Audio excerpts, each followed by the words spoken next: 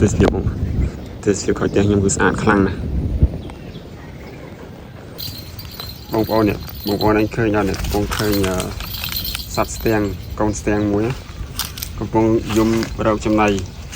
ប៉ុន្តែខ្ញុំបានឃើញម្ចាស់នៅជាតិនឹងដែរកំពុងដាក់ចំណីឲ្យអញ្ចឹង2នាក់ហ្នឹងបើសិនហៅស្ទាំងហ្នឹងឲ្យវាទៅទុំលើដៃហើយស៊ីចំណីនឹងបានខ្ញុំឲ្យម្នាក់10000អាហ្នឹងបើសិនហៅបានបើសិនហៅអត់បានគឺអត់បានទេលុយហ្នឹងលុយសតឡើយឥឡូវមានជំនឿទុកចិត្តបានភាគរយថាអាចហៅបាន0តើឥឡូវរាប់1 2 3ណាបានលុយ20000ហ្នឹងអត់ទិញគាត់ទិញចំណីហៅ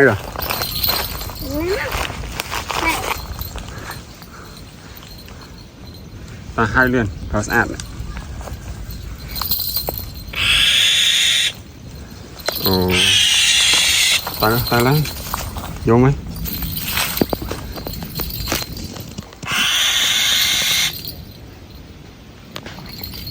តោះអាចហៅបានអត់បានអាចបានលុយ20000ហ្នឹងហើយ20000មិនសិនហៅស្ទាំងហ្នឹងទៅ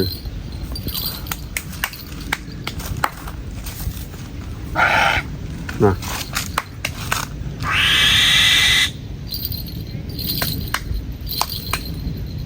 លឿនសក់ហៅឈ្មោះទេហៅឈ្មោះវា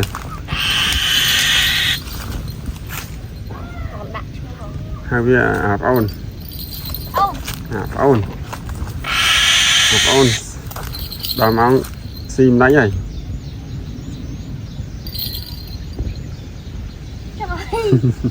អូយឃើញចំណៃធ្វើពងើអញ្ចឹងប្រហែលជា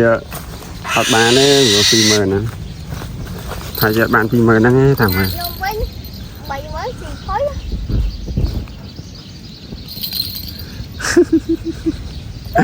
អូ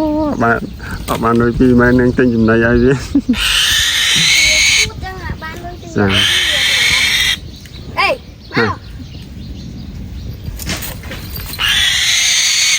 មកយ៉ាឡើយមកពី1ម៉ែត្រទេ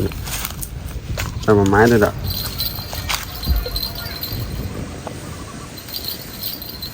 តោះអញ្ចឹងអត់អីអញ្ចឹង